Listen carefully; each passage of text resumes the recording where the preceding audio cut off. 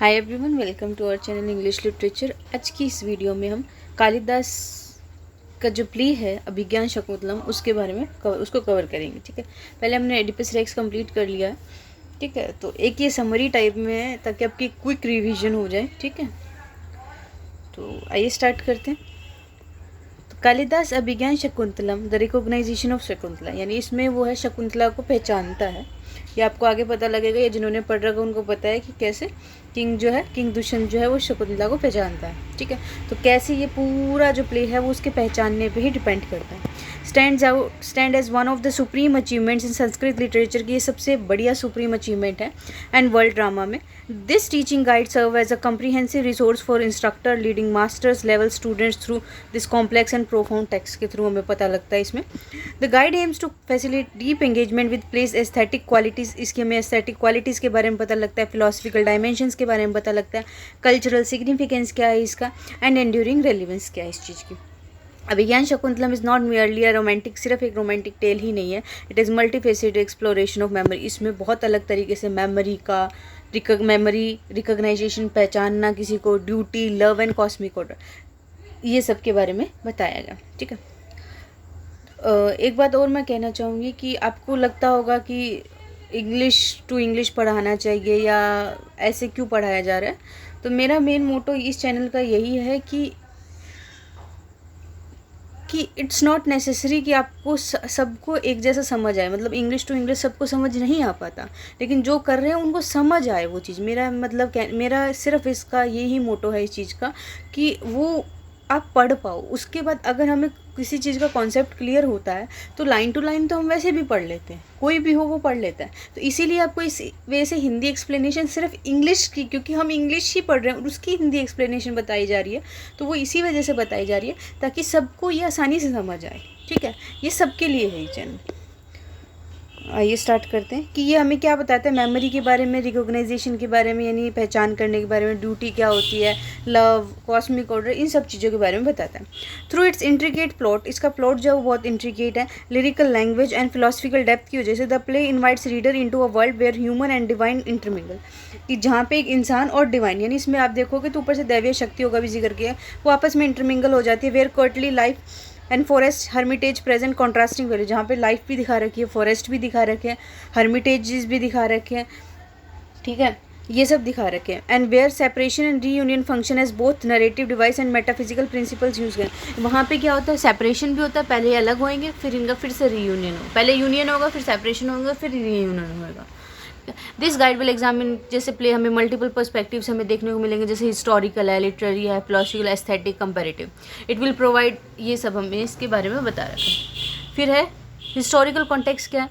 एक तो ये गुप्ता पीरियड के बारे में बता रहे, 4th से 6th सेंचुरी BC के बारे में। Kalidas is commonly associate with the court of Chandragupta second, के कोर्ट से ये जो था एसोसिएट था, क्योंकि उसमें जो है ये कवि था चंद्रगुप्त सेकंड के, उसमें कालिदास। ठीक है, 380 से 415 CE, during what is often called the golden age, जिसे गोल्डन एज बोला जाता है ऑफ एंशिएंट इंडियन हिस्ट्री के। The period was characterise by, इसकी देखो इसमें थोड़ा सा आपको एडिशन में भी जानने को मिलेगा, सिर्फ कालिदास के बारे में नहीं है या अभिज्ञान शकुंतलम के बारे में नहीं है, उसके अलावा भी एडिशन में चीज़ें हैं।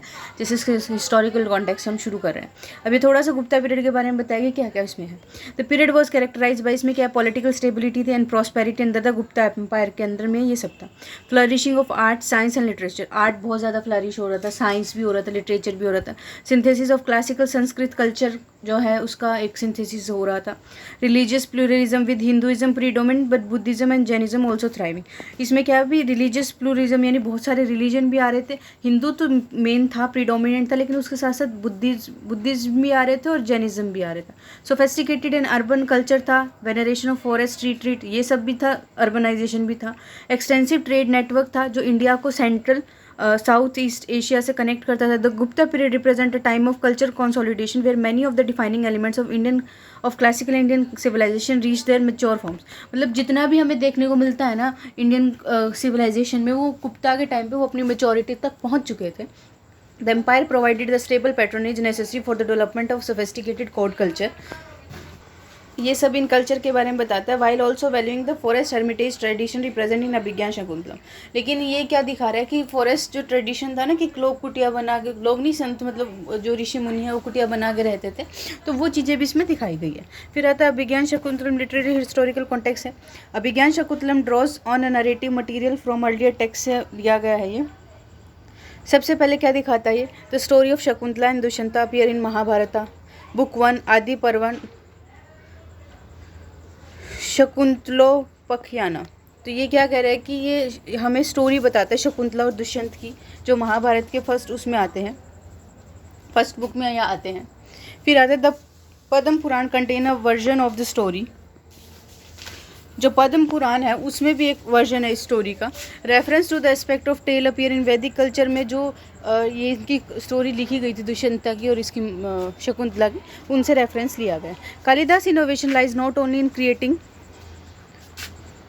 the story but in transforming it from a straightforward dynastic narrative into a profound meditation on love, recognition and cosmic order। ये क्या कह रहा है कि कालिदास ने जो क्या किया, इसको थोड़ा सा और अपने तरीके से बेटर प्रेजेंट किया है, रेदर देन एक सिंपल नरेटिव की बजाय उसने और चीज़ें ऐड कर दी इसमें उसने लव ऐड किया, रिकॉग्नाइजेशन ऐड की, कॉस्मिक ऑर्डर्स को दिखाया, सुपर नेचुरल पावर्स को दिखाया, तो ये सब चीज़ें उसने ऐड करी। His adaptation make significant changes to the original story as found in Mahabharata. इसलिए उसके जो चेंजेस है उसने जो एडेप्ट किया, उससे जो ओरिजिनल स्टोरी थी ना महाभारत में, उसके कंपेयर में इसमें काफ़ी ज़्यादा चेंजेस देखने को हमें मिलेंगे, अच्छे खासे चेंजेस। फिर है in the epic version Dushyanta intentionally abandons Shakuntala in Kalidas play a curse causes him to forget her. अब एपिक वर्जन में क्या, महाभारत में क्या दिखाया गया कि दुष्यंत जो है वो जानबूझ के शकुंतला को छोड़ता है, लेकिन कालिदास ने उस चीज़ को थोड़ा सा अच्छा दिखाने के लिए कि उसमें दुष्यंत हमें विलन ना लगे, उसने क्या दिखाया कि इसको एक कर्स दिया गया था, उस वजह से वो भूल गया शकुंतला को। ठीक है। The epic version lack the ring as a recognition token Abhijnana. ये क्या कह रहा है कि जो एपिक था ना, इसमें हम अभी पढ़ेंगे कालिदास का, इसमें क्या है वो एक रिंग दिखाएगा कि रिंग देगा वो कि ये मेरी प्यार की निशानी है, तुम इसको संभाल के रखना। लेकिन जो रियल एपिक महाभारत था उसमें ऐसा कोई रिंग जैसा टोकन उसने नहीं दिया था। ये दुष्यंत जो है उसको रिंग देता है कि अगर मतलब एक वो कहता है कि उसको कोई काम आ जाता है तो किंगडम की तरफ से, तो वो उसको छोड़ के वहीं चला जाता है। तो वो कहता है कि एक मेरी प्यार की निशानी कि तुम्हारे पास है, कल को वो बोली मेरे पास क्या प्रूफ रहेगा इस चीज़ का, तो एक उसको टोकन देता है एज अ रिंग। एक ये होगा कि हाँ ये मेरी अंगूठी है और ये हमारी प्यार की निशानी है, ये मुझे याद आ जाएगा कि ये बात हुई थी हमारे बीच में, जबकि एपिक महाभारत में ऐसा कुछ है नहीं। फिर है Kalidasa add substantial psychological depth to the character. उसने कैरेक्टर्स को बहुत अच्छे तरीके से बताया गया, उसमें डेप्थ ऐड करी है। The play introduce the motive of a separated lover, a convention of Sanskrit literature. इसने क्या प्ले इंट्रोड्यूस किया कि जो दो लवर्स हैं वो सेपरेट हो चुके हैं, उनकी स्टोरी के बारे में इसने बताया। The religion framework shift from Vedic emphasis of one epic of the epic to incorporate elements of devotional Hinduism. और जो रिलीजियस फ्रेमवर्क है वो भी दिखाया गया इसमें, ताकि ये जो एपिक है इसमें डिवोशनल हिंदुइज्म के प्रति डिवोशन भी जो दिखाई गई है वो चीज़ें ऐड करी गई है इसमें। This transformation reflect the literary and cultural development that occurred between the composition of Mahabharata रफली around 4 BC to 400 CE and Kalidas time 5th century CE। तो ये क्या दिखा रहा है कि ये जो एक तो उसने बताया कि क्या क्या डेवलपमेंट आया, कि महाभारत के टाइम पे जो था वो मतलब 400 BC या 400 CE के बीच का था दिखाया गया। तो उससे और कालिदास की जो 5th century है उनमें क्या डिफरेंस आया वो दिखाया है इसने, कालिदास ने। मतलब कितनी इम्प्रूवमेंट आई है, कितना एडेप्टेशंस आए हैं, कितनी सिविलाइजेशन आया, वो सब चीज़ें जिसमें दिखाई गई है। फिर आते कालिदास के बारे में क्या है, लाइफ और वर्क के बारे में। अभी तो हम आई थिंक मुझे लगता है कि इसमें शायद ही हो इस क्लास में आपका कालिदास का शुरू प्ले मतलब या अभिज्ञान शकुंतलम। अभी हम ओवरव्यू ले रहे हैं या एक्स्ट्रा इन्फॉर्मेशन जो भी है हमारे पास हम उसको कलेक्ट कर रहे हैं, उसके बाद हम जो है स्टार्ट करेंगे। अब आता है कालिदास के वर्क क्या है, लाइफ एंड वर्क।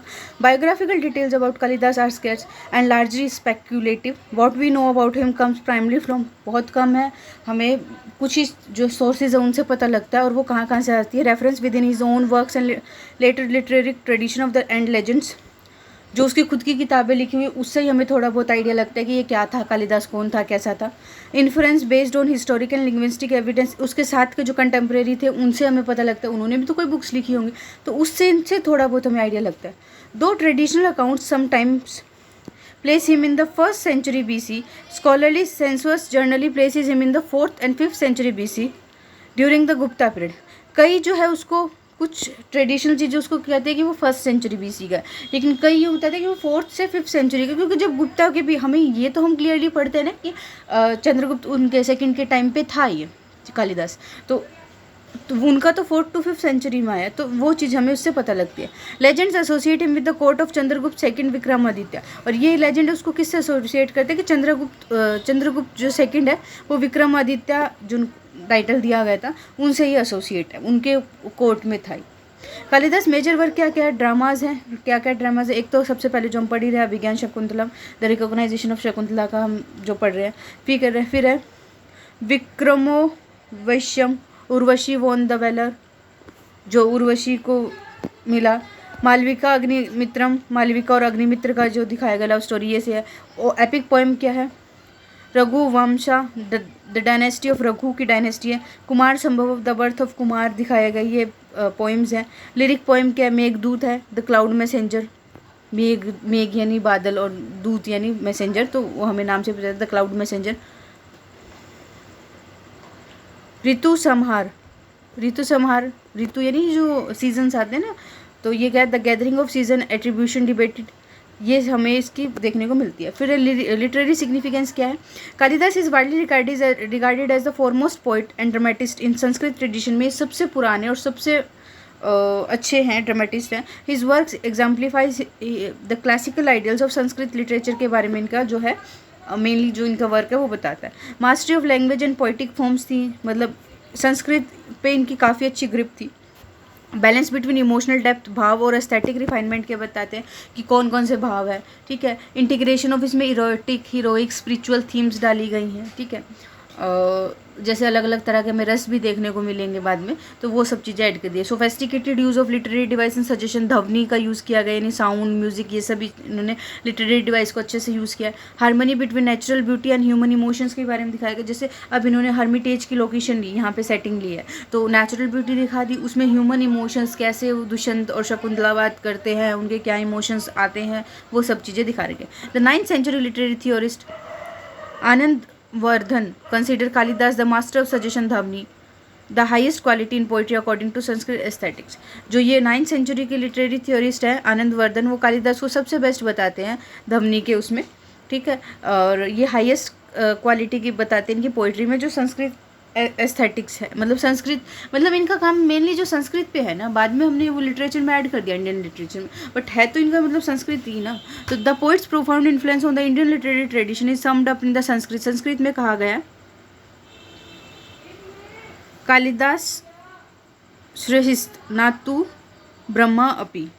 ये क्या कह रहा है, संस्कृत में ये कहा गया कि ब्रह्मा की क्रिएशन में कालिदास के बराबर नहीं है, यानी ब्रह्मा भगवान जो हैं वो भी कालिदास के जो वर्क है उनको मैच नहीं कर सकते. तो इतना बढ़िया कालिदास को बताया गया. Sanskrit drama tradition, theoretical foundation, the Natya Shastra जो है, the Natya Shastra attributed to the sage Bharata Muni जो ऋषि थे उनको एट्रीब्यूट करा गया. 200 BC से 200 CE के आसपास का इनका टाइम बताया गया.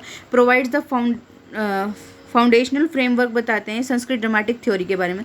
उनके की कंसेप्ट उनके क्या है कि वो रस जो बोलते हैं ना, रस ऐड करते हैं. जैसे मैंने बोला था ना अभी आपको कि रस आपको देखने को मिलेंगे, तो ये उनसे इंस्पायर्ड है, उनके वर्क से इन्फ्लुएंस्ड है उन चीज़ों से. तो ये एस्थेटिक इमोशंस डाले हैं इन्होंने. द नाट्य शास्त्र आइडेंटिफाइज 8 लेटर 9, पहले 8 थे अब 9 होंगे. प्राइमरी रस है, जैसे ड्रामा ला सकता है किसी में, मतलब कोई देखे ड्रामा को तो वो चीज़ें इसमें इतने तरह के रस इमोशंस जो है वो क्रिएट हो सकते हैं. सबसे पहले श्रृंगार, इरोटिक रस जो होता है. ठीक है, हास्य, कॉमिक, मजाक वाला. करुणा, पथेटिक, यानी हमें किसी के प्रति दया आना, फीलिंग आना, एक होता है ना दयालु दिखाना. रौद्र, फ्यूरियस, गुस्सा आना. वीर रस, हीरोइक यानी ब्रेवरी वाला. भयानक, टेरिबल, बहुत भयानक, डरावना. ठीक है, और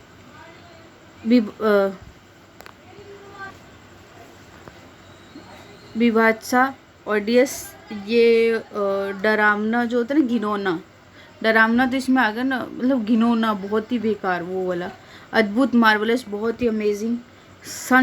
शांत, मतलब पीसफुल एडिट लेटर, 9th जो है बाद में ऐड करा गया जिसमें शांति पीसफुल दिखाया गया। तो bhava emotional stage, the underlying emotions that when portrayed artistically give rise to rasa. ये वही जैसे हम कहते हैं ना, एक वो कैथारसिस पिटी एंड फियर की फीलिंग इवॉक करता है। तो सिमिलरली ये कह रहा है कि आप देखोगे ड्रामा से आपके इतने तरह के इमोशंस जो है इनमें से कोई जो है वो इवोक होगा। और ऑब्वियस सी बात है कि कुछ रोमांटिक देखेंगे तो इरोटिक होगा, कुछ हीरोइक देखेंगे तो वीर रस होगा, ठीक है, कुछ ब्रेवरी वाला देखेंगे तो, कुछ कॉमेडी देखेंगे तो हास्य रस आएगा। तो ये इमोशंस जो ऑटोमेटिक डेवलप हो जाएंगे। फिर आता है हमारे पास अभिनय। अभिनय यानी एक्टिंग। अभिनय भी इसने 4 तरह के एक्सप्रेशन बताए। अंगिका बॉडीली, अंग से होती है यानी बॉडी। वसिका यानी वर्बल, बोलने से। आहार्या कॉस्ट्यूम एंड मेकअप जो आप पहनते हैं वो। And sattvika internal emotion made visible, जो अंदर की इमोशन जो बाहर ला के दिखाए जाते हैं वो। और नाट्य, ये एक्टिंग के बारे में बताया, वो इसने रस के बारे में बताया, और ये इसने एक्टिंग के बारे में बताया। फिर आता है नाट्य धर्मी, stylised convention versus Lokadharmi realistic convention. ये स्ट्रक्चर एलिमेंट्स है संस्कृत ड्रामा के, संस्कृत प्ले के स्पेसिफिक कन्वेंशंस के बारे में बताया गया। सबसे पहले classification, plays are categorised into 10 types based on the subject matter पर देख के इनको प्लेज को 10 तरीके से डिवाइड करें। कुल मिला के अब अगर अभिज्ञान शाकुंतलम का वेट करें तो वो थोड़ा रुक के आएगा, ये इसके बारे में और डिटेल बताया गया कि क्या क्या चीज़ें ऐड कर सकते हैं। ये एग्जाम पॉइंट ऑफ व्यू से इंपॉर्टेंट है, इसलिए आपको कराई जा रही है। अगर आप बोर हो रहे हैं तो थोड़ा प्लीज़ पेशेंस रखिए, क्योंकि ये एग्जाम पॉइंट ऑफ व्यू के इंपॉर्टेंट है और आपको कहीं ना कहीं हेल्पफुल ज़रूर होगा, ठीक है। लेंथ है, टोन दिखाया गया। अभिज्ञान शाकुंतलम इज क्लासिफाइड एज नाटक। अभिज्ञान शाकुंतलम को क्या कहा, नाटक का है, जो कि क्या है, द मोस्ट प्रेस्टिजियस फॉर्म बताई गई। फिर आता स्ट्रक्चर क्या है, जैसे पूर्वांगा, प्रीलिमिनरी रिचुअल्स और इन्वोकेशन। नंदी मतलब जैसे नॉर्मल उसमें इन्वोकेशन टू म्यूज को किया जाता है ना, तो वैसे ये क्या, पूर्व अंगा यानी पहले इन्वोक किया जाता है। फिर आते एक्ट्स, अंक, यूजुअली 5 to 10 एक्ट्स होते हैं जो जिनमें इंटरवल्स आते हैं। सीन, प्रवेश का विश्वकर्म का कनेक्टेड सीन जो होते हैं एक्ट्स के बीच में वो दिखाया गया। लैंग्वेज, संस्कृत जो प्राकृत के साथ मिक्स करी गई है, वर्नाकुलर लैंग्वेज यूज़ की है। हायर स्टेटस जो मेल कैरेक्टर है वो संस्कृत बात करेंगे। विमेन जो है वो and lower status character speak various, ये प्राकृतिक डायलेक्ट्स के बारे में बात करेंगी। This bilingualism create social and texture और रियलिज्म को दिखा रहा है। मतलब ये इसके बारे में बताया गया है कि ये चीज़ें इसमें है। प्राकृतिक जो हाई क्लास होंगे वो संस्कृत बोलेंगे, जो लो क्लास होंगे प्राकृतिक भाषा बोलेंगे। कन्वेंशन क्या यूज़ करके, सूत्रधार, stage manager who introduce the play. Stage manager होते हैं सूत्रधार, वो ये नाट्य शास्त्र में बताया गया कि ये चीज़ें होती है, ठीक है। और ये प्ले को इंट्रोड्यूस करते हैं। Vidushaka, comic companion to the hero of an Brahmin, comic वो होता है, कंपेनियन साथी होता है। असाइड, आत्मागतम, प्राइवेट थॉट्स जो स्पोकन, जैसे सोलिलॉकी, सिंपल है, प्राइवेट थॉट्स स्पोकन अलाउड, खुद के इंडिविजुअल थॉट जो जोर से बोले जाते हैं, तो ये सोलिलॉकीज आ गई। Acoustic convention, character off stage are heard but not seen, की पीछे से आवाज़ आती है लेकिन वो सुनाई नहीं देते। थीमेटिक एलिमेंट्स क्या है, द 4 एम्स ऑफ लाइफ, पुरुष, शर्थास, धर्म, ड्यूटी, अर्थ, प्रॉस्पेरिटी, काम, प्लेजर, मोक्ष, लिबरेशन, ये 4 जो है बताए गए हैं लाइफ के जो 4 एम्स होते हैं कि एक तो ड्यूटी होती है, धर्म होता है, एक अर्थ होता है, प्रॉस्पेरिटी, एक काम, प्लेजर, और एक मोक्ष, लिबरेशन, सब चीज़ों से शायद लास्ट में। 5 स्टेज लव की क्या बताई गई, श्रृंगार की। सबसे पहले अट्रैक्शन होता है, लॉन्गिंग, क्रेविंग होती है, फिर सेपरेशन हो जाता है, फिर ऑब्स्टेकल आती है, और फिर रीयूनियन, वापस से रीयूनियन दिखाया गया। Distinctive feature of Kalidas dramatic style के अलग अलग फीचर्स क्या है। Kalidas particularly innovation and strength क्या है with in Sanskrit dramatic tradition क्या है। साइकोलॉजिकल सेटलिटी दिखाई गई है। Characters have complex inner lives and motivations, उनके अलग मन में चीज़ें चल रही होती हैं, उनके मोटिवेशंस अलग होते हैं। इंटीग्रेशन ऑफ नेचुरल इमेजरी उनका यूज़ होता है। The environment reflect and participate in human emotions, में जो एनवायरनमेंट है वो पार्टिसिपेट करता है। Blend of courtly and ascetic values दिखाई गई है। अर्बन सोफेस्टिकेशन जो फॉरेस्ट विजडम के साथ मैच होते हैं। म्यूजिकल क्वालिटी दिखाई गई। Lyrical passage with sophisticated metrical pattern दिखाया गया। Balance of emotion, restraint, passionate feeling and express through control, artistic form दिखाया गया। तो आइए अब यहाँ तक हमने पढ़ लिया इनके बारे में, जो जो डिटेल्स थी वो हमने सब पढ़ ली।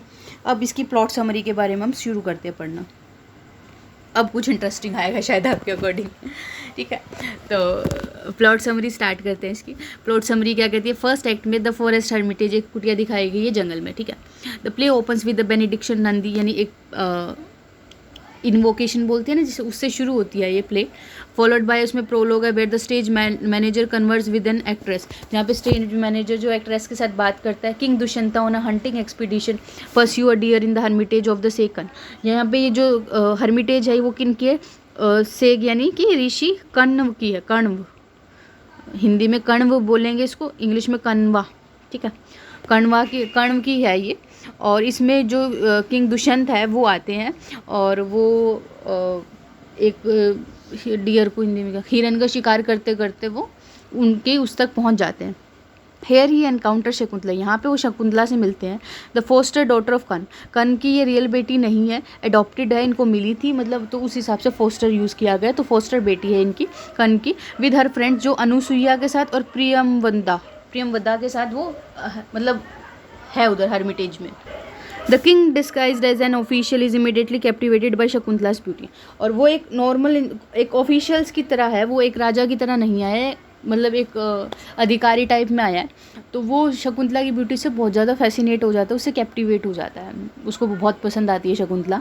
When a be disturb Shakuntala, जब कोई एक बी यानी मधुमक्खी शकुंतला को डिस्टर्ब करती है, it provides an opportunity for Dushyanta to reveal himself and interact with her, तो ये दुष्यंत को एक मौका मिल जाता है उस अपनी बात करने का शकुंतला से, और वो उससे इंटरेक्ट करता है।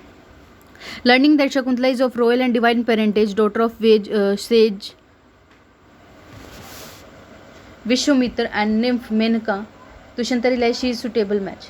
उसको ये पता लगता है, जैसे मेनका जो थी ना वो भगवान विष्णु का अवतार थी, तो वो एक अप्सरा थी, तो उसको ये पता चल गया कि इसके तो रॉयल यानी बहुत अच्छी और डिवाइन बर्थ है, मतलब पेरेंटेज, इसके पेरेंट्स बहुत अच्छे हैं, तो एक बिल्कुल सुटेबल मैच है, मतलब ये मेरी रानी बन सकती है। और वो किन की बेटी थी, विश्वामित्र और निम्फ मेनका की बेटी थी। तो यानी जो सुपर नेचुरल एलिमेंट्स में आ गए ना।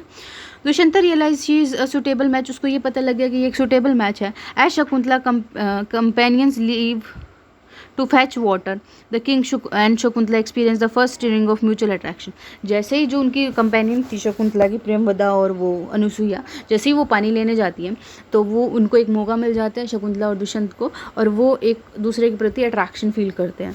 The act ends with the Shakuntala departing but clearly affected by the encounter, और ये एक्ट कहाँ ख़त्म होता है कि शकुंतला उस वहाँ से चली जाती है, लेकिन उसके मन में वो चीज़ घर कर गई है, वो अफेक्ट हो चुकी है इस चीज़ से।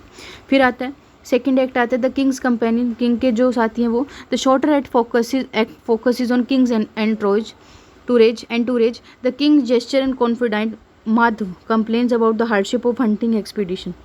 ये जो किंग का जो साथी है, मतलब जिस पे किंग सबसे ज़्यादा विश्वास करता है, माधव नाम है उसका, वो बताता है कि उनको हंटिंग में कितनी दिक्कत आ रही है। A pair of hermits arrive seeking the king's protection from demons disturbing their rituals, और फिर क्या होता है कि दो वो आते हैं, हर्मिट आते हैं, और वो क्या करते हैं, वो राजा दुष्यंत को ये बोलते हैं कि हमें जो है वो शैतान जो है वो परेशान कर रहे हैं, डीमंस जो है वो परेशान कर रहे हैं, हमें हमारे रिचुअल्स पूरे नहीं करने दे रहे। दुष्यंता अग्रीज टू हेल्प, और दुष्यंता उनकी हेल्प करने को अग्री हो जाता है। Which provide him with the pretext to remain near the hermitage, और उससे उसका क्या फ़ायदा होगा कि वो हर्मिटेज के आसपास ही रहेगा, क्योंकि वहाँ पर काफ़ी सारे जो है ऋषि मुनि रहते हैं। तो वो कहते हैं कि ऋषि मुनि आके उनको ये बोलते हैं कि हमें वो हेल्प नहीं करने दे रहे, मतलब सॉरी हमें यज्ञ नहीं करने दे रहे, तो इससे क्या होता है उसको फ़ायदा हो जाता है, क्योंकि वो हर्मिटेज के पास रह सकता है। The king reveals to Madhav his attraction to Shakuntala, और किंग क्या कहता है कि उसने माधव को बताया कि मेरे को अट्रैक्शन फील होती है उसकी तरफ, शकुंतला की तरफ। एक्ट थर्ड क्या था, द कोर्टशिप, इनका कैसे यूनियन होता है। Consumed by his passion for Shakuntala, के प्रति उसका पैशन था। Dushyant secretly observe her in the Hermitage garden में, वो उसको आराम से सीक्रेटली जो है ऑब्जर्व करता है। शकुंतला सिमिलरली लव सिक, वो भी उसकी भी यही हालत है शकुंतला की। कॉन्फाइड्स इन हर फ्रेंड्स, अनुसुईया प्रियमवदा उनको बता देती है। The friend device a plan, और जो तीनों मिलके क्या एक प्लान बनाती है। Having Shakuntala right a love poem that the king accidentally discover, और वो क्या कहते हैं कि जो एक लव पोएम लिखते हैं और जो किंग जो है वो उस चीज़ को डिस्कवर कर लेगा। दुष्यंता रिवील्स हिमसेल्फ, दुष्यंता को ये बात पता चलती है, वो भी खुद के बारे में अपनी फीलिंग्स को बता देता है। And after some hesitation encouraged by her friend, Shakuntala accept his proposal for a gandharva marriage, a form of love marriage requiring no ceremonies. फिर क्या होती है कि उसकी जो फ्रेंड्स होती है वो उसके पंप मार देती है शकुंतला के, कि नहीं नहीं वो भी तुम्हें करता है, तुम भी उसको पसंद करती हो, अच्छा है, राजा है, ये है वो है। तो उसके बाद क्या होता है कि वो अग्री कर देती है शकुंतला भी उस चीज़ को, और ये गंधर्व मैरिज कर लेते हैं। गंधर्व मैरिज में क्या होता है, एक तरह की लव मैरिज होती है, इसमें कोई सेरेमनीज़ की रिक्वायरमेंट नहीं होती। The king gives Shakuntala his signet ring as a token of their union before departing for his capital, promising to send an escort to bring her to palace soon। और वो शकुंतला क्या बोलता है उसको कि सॉरी दुष्यंत क्या बोलता है कि मैं तुम्हें अपनी रिंग दे रहा हूँ, और इनके बाद इस सीन के बाद इनका यूनियन भी हो जाता है। तो उसका रिजल्ट बाद में ये होता है कि वो प्रेग्नेंट हो जाती है। तो वो सब सीन आगे इसमें कट कर दिया गया, बट आगे बताया जाएगा कि वो प्रेगनेंसी के दौरान उससे दुष्यंत से मिलने जाती है। तो वो क्या कहता है कि तुम ये रिंग ले लो और ये टोकन है मेरे प्यार का, मैं तुम्हें पहचान लूँगा। और वो वहाँ से चला जाता है अपनी कैपिटल के लिए, और वो ये बोलता है कि मैं जल्दी पूरा एक काफ़िला भेजूँगा तुम्हें यहाँ से ले जाने के लिए, तुम्हें जो पैलेस तक ले जाएगा, ठीक है। फिर एक्ट 4 आता है द कर्स। उसको श्राप लग जाता है। वो the sage Durvasa arrives at the Hermitage while Shakuntala absorbed in the thoughts of her husband. इतने में दुर्वासा जो ऋषि थे वो बहुत फेमस थे अपने गुस्से के लिए।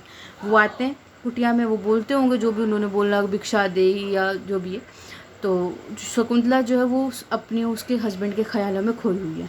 Fails to welcome him properly, और वो उसकी बात सुन नहीं पाई, वेलकम नहीं कर पाई उसको, और उसको गुस्सा आ गया। एंगर्ड दुर्वासा कर्सेजर, गुस्से में दुर्वासा ने उसको क्या कर दिया, कर्स कर दिया, श्राप दे दिया। The person she is thinking of will forget her entirely, कि जिस इंसान के बारे में तुम सोच रही हो वो तुम्हें बिल्कुल भूल जाएगा। वह Shakuntala friends hear the curse, जब शकुंतला की फ्रेंड जो है वो उस कर्स को सुनती है, श्राप को, they plead with the sage, वो उसके आगे माफ़ी मांगती हैं। Who modified is but can not revoke the curse, फिर वो उसको शांत हो जाता है। फिर वो बोलता है कि मैं देखो इसको वापस बिल्कुल वापस तो नहीं ले सकता, लेकिन मैं चेंज कर दूँगा, इसमें थोड़ी सी मॉडिफिकेशन ऐड कर दूँगा। Dushyanta will remember Shakuntala only upon seeing the token of recognisation the ring, और फिर वो यूँ बोला जो तुम्हारी प्यार की निशानी थी, जो तुम्हारा टोकन था, अगर तुम उसको दिखा दोगी तो वो तुम्हें पहचान लेगा, वरना वो तुम्हें भूल जाएगा, ठीक है। अब इसमें ये दिखाया गया है कि वो गलती दुर्वासा के श्राप की वजह से भूला, जबकि महाभारत में ये दिखाया गया कि वो जान के भूल गया, मतलब उसको याद ही नहीं, जस्ट ही जस्ट अबंडन है, ठीक है।